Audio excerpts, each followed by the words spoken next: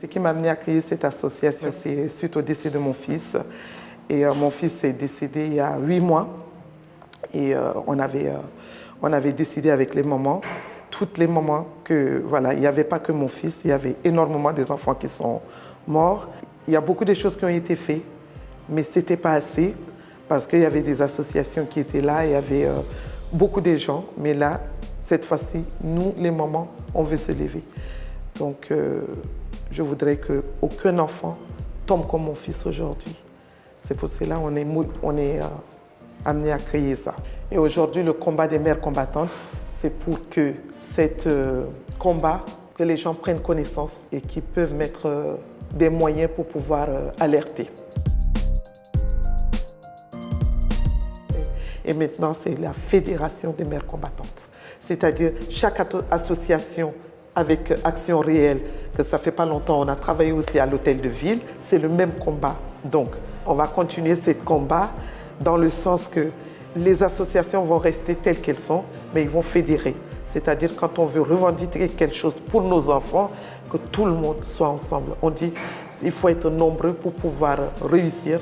L'union fait la force, parce que toute seule, on ne pourra pas. Et cette mort gratuite va s'arrêter. Et c'est ça notre objectif final. C'est en ce moment que nous, on vient vers les autorités, on leur explique, voilà, cet enfant, faites attention, on a besoin de ça pour soutenir cette famille. Et c'est ce qu'on a mis en place. Il y a eu énormément de résultats. Et le retour, il y a des enfants qui ont quitté la maison, qu'aujourd'hui, ils sont rentrés chez eux. Et le papa nous remercie, c'est grâce à vous. Donc, c'est ça qu'on est en train de faire, et au niveau de l'école, et au niveau, mais d'aller à la source. S'il y a un RITS, mais on part de porte à porte, informer que ton fils fait partie des groupes. Est-ce que vous êtes au courant? Si le parent est au courant, qu'est-ce que vous avez mis en place pour dissuader cet enfant? S'il n'a rien fait, qu'il est dépassé, en ce moment, on contacte les éducateurs. Faire des actions, c'est-à-dire mettre une banderole avec ici, c'est pas une frontière. Donc c'est cette action-là qu'on est en train de mettre en place.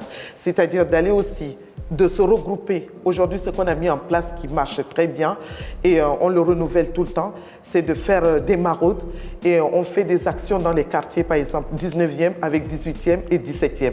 On se réunit, nous les mamans, déjà de se connaître, faire cet réseau de connaissances.